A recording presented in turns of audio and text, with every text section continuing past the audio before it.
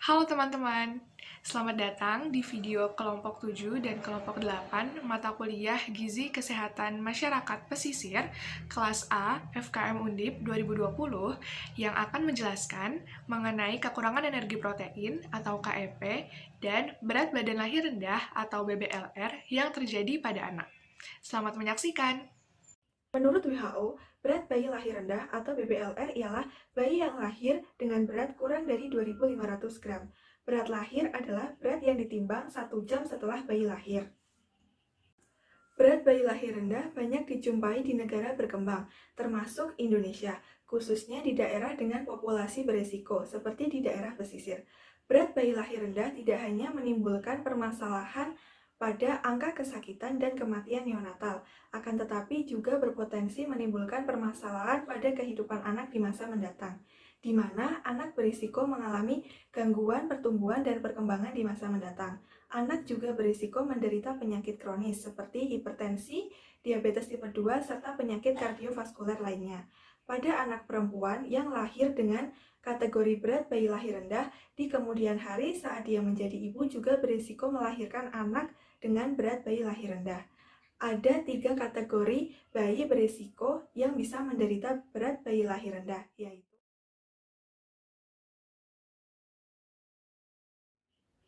menurut American Academy of Pediatrics, berat bayi lahir rendah dikategorikan menjadi 3. Yang pertama berdasarkan masa kehamilan, yang kedua berdasarkan berat lahir, dan yang ketiga berdasarkan berat lahir dan masa kehamilan. Permasalahan yang sering terjadi berkenaan dengan masyarakat di wilayah pesisir adalah rendahnya tingkat kesejahteraan. Tingkat kesejahteraan yang rendah pada masyarakat pesisir disebabkan oleh rendahnya daya beli masyarakat yang merupakan sebab dari rendahnya pendidikan dan tingkat kesehatan pada masyarakat pesisir. Menurut Profil Kesehatan Nasional pada tahun 2019, berat badan lahir rendah menjadi faktor utama dalam kematian neonatal pada bayi di Indonesia. Sebanyak 7.150 kasus atau sekitar 35,3% kematian neonatal disebabkan oleh BBLR. Berdasarkan data yang dilaporkan oleh 25 provinsi kepada Direktorat Gizi Masyarakat dari tahun 2009, bayi baru lahir yang dilaporkan ditimbang berat badannya didapatkan sebanyak 111.827 bayi atau sekitar 3,4% memiliki berat badan lahir rendah. Sedangkan menurut Riskesdas tahun 2018, dari 56,6% balita yang memiliki catatan berat lahir, sebanyak 6,2% lahir dengan kondisi BBLR. Pembahasan selanjutnya yaitu mengenai faktor penyebab berat badan lahir rendah atau BBLR. Faktor yang pertama adalah faktor ibu. Faktor ini meliputi ibu yang berada dalam golongan sosial ekonomi rendah, ibu yang hamil kurang dari 20 tahun atau lebih dari 35 tahun, ibu yang mengalami komplikasi kehamilan seperti preeklamsia berat dan anemia, ibu yang merokok, ibu yang mengonsumsi alkohol, dan penyalahgunaan obat. Faktor kedua adalah faktor janin. Faktor ini meliputi kelainan kromosom, infeksi janin kronik, gawat janin, dan kehamilan kembar.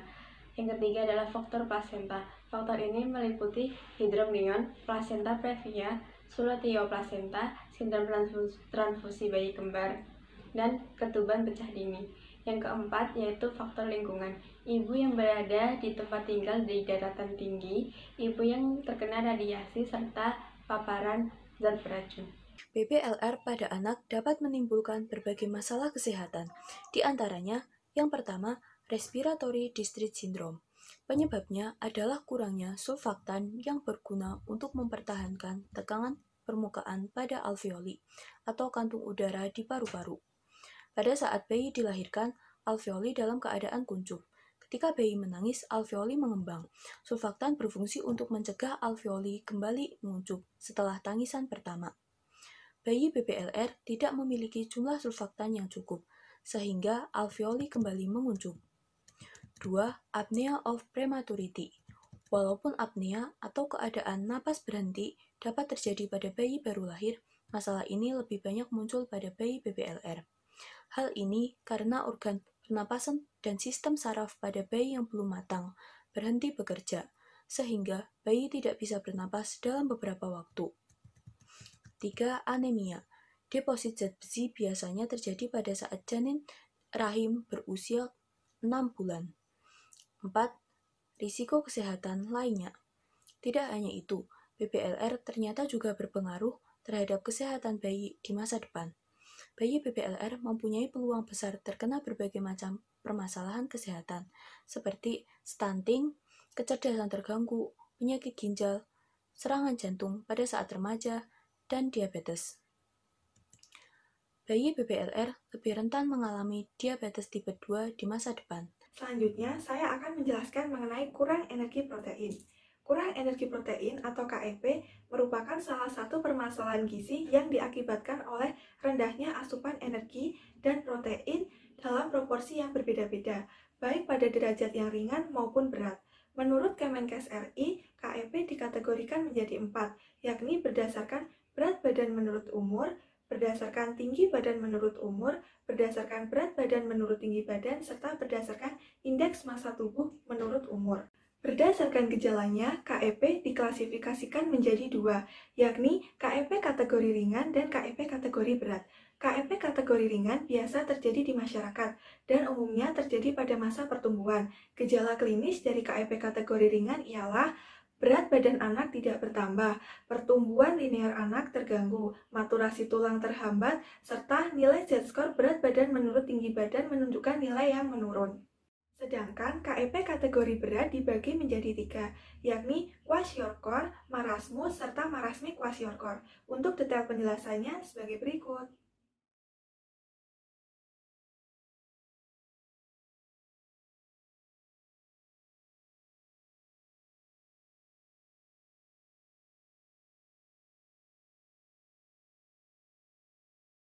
Menurut data Survei Sosial Ekonomi Nasional tahun 2002, konsumsi kalori rata-rata penduduk adalah 1.985 kilokalori dan 54,4 gram protein.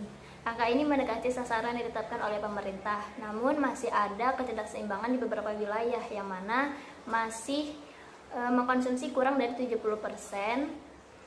kecukupan gizi yang dianjurkan. WHO pada tahun 1999 mengelompokkan wilayah berdasarkan prevalensi gizi kurang ke dalam 4 kelompok, yaitu rendah, sedang, tinggi, dan sangat tinggi. Dengan Indonesia tahun 2004 tergolong negara dengan status kekurangan gizi yang tinggi, karena sebesar 28,47% dari 17 juta balita di Indonesia termasuk kelompok gizi kurang dan gizi buruk. Angka ini cenderung meningkat pada tahun 2005 sampai 2006.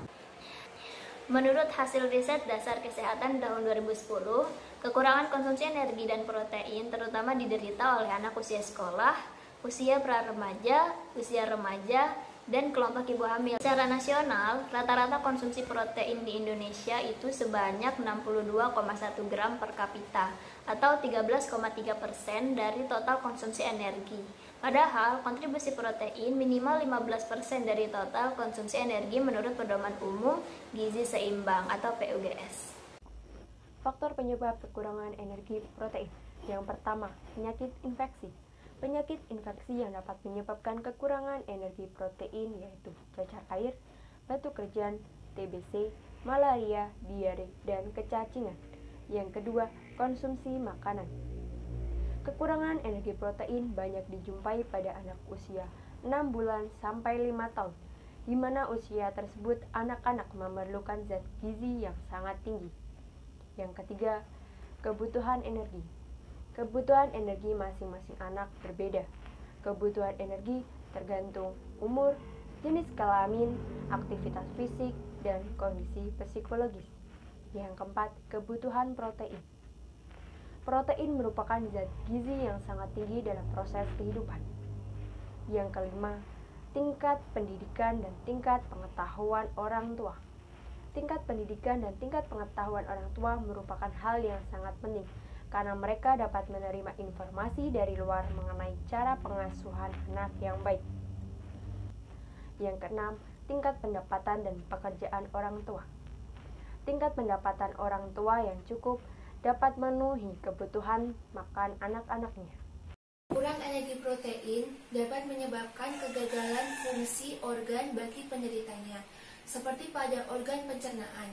yaitu sel pankreas dan mukosa usus penderita KEP mengalami atrofi, serta penurunan kemampuan dalam menyekresi enzim-enzim pencernaan seperti disakarida, laktase, sakrase, dan maltase.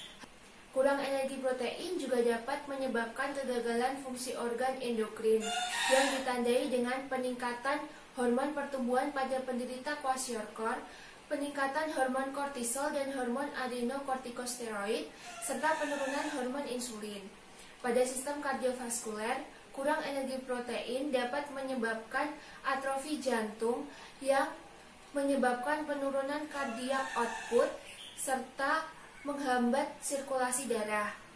Terakhir, KEP juga berdampak pada kegagalan fungsi organ ginjal, yaitu ditandai dengan albuminuria ringan, gangguan filtrasi glomerulus akibat dehidrasi dan penurunan cardiac output, serta penurunan kerja ginjal akibat depresi fungsi tubulus yang disebabkan oleh defisiensi elektrolit. Untuk menanggulangi permasalahan perbaikan gizi dibutuhkan dukungan oleh lintas sektor. Maka dari itu, perlu dilakukannya intervensi yang spesifik dan sensitif. Intervensi gizi spesifik adalah upaya untuk mencegah dan mengurangi masalah gizi secara langsung. Kegiatan ini pada umumnya dilakukan oleh sektor kesehatan. Intervensi gizi spesifik ini dilakukan kepada 3. Yang pertama, dilakukan kepada balita, yaitu dilakukannya pemantauan pertumbuhan dan perkembangan di posyandu, pemberian imunisasi, vitamin A, dan pemberian PMT. Yang kedua adalah intervensi untuk ibu, yaitu dilakukannya PMT untuk ibu hamil, seminar gizi dan kesehatan, lalu juga ada intervensi pendampingan untuk para ibu dengan metode social learning yang dapat dijadikan model penanganan balita CAP di masyarakat dengan menyesuaikan sosial budaya yang ada. Yang ketiga, yaitu adalah intervensi untuk remaja perempuan yang nantinya akan menjadi ibu, yaitu program untuk tablet tambah darah atau TTD. Sedangkan untuk intervensi gizi yang sensitif dilakukan oleh sektor non-kesehatan, antara lain yang pertama, intervensi kesehatan lingkungan. Itu dilakukannya program Jumat dan Minggu Bersih, lalu ada pembuatan lubang biopori, ada pembuatan septic tank komunal. Yang kedua, yaitu intervensi untuk mengatasi kemiskinan, yaitu pembantuan bantuan langsung tunai atau BLT, keluarga harapan, dan juga dana program nasional pemberdayaan nasional atau PNPM. Lalu yang terakhir adalah intervensi pemberdayaan perempuan, yaitu penyuluhan dan pelatihan kesehatan dan gizi, juga ada pemberian tanaman bibit untuk pemanfaatan lingkungan. Saran intervensi yang dapat dilakukan yaitu yang pertama, pemberdayaan dalam kelas ibu hamil. Kegiatan ini berisikan edukasi terhadap para ibu hamil, calon ibu hamil, dan keluarga pendamping ibu hamil. Edukasi ini berisikan tentang pengetahuan dan pencegahan terjadinya BPLR dan KEP, sikap atau yang harus dilakukan ketika mengalami BPLR atau KEP. Yang ketiga yaitu pemberdayaan keluarga pendamping ibu hamil. Tujuan dari kegiatan ini yaitu yang pertama menurunkan angka BPLR dan KEP itu sendiri. Yang kedua yaitu memberikan arahan tindakan ketika mengalami BPLR dan KEP agar apa yang dilakukan tepat dan tidak merugikan bagi bayi atau ibunya. Intervensi yang kedua yaitu intervensi kepada ibu hamil yang menderita kurang energi kronik dengan memberikan suplemen makro dan mikronutrien.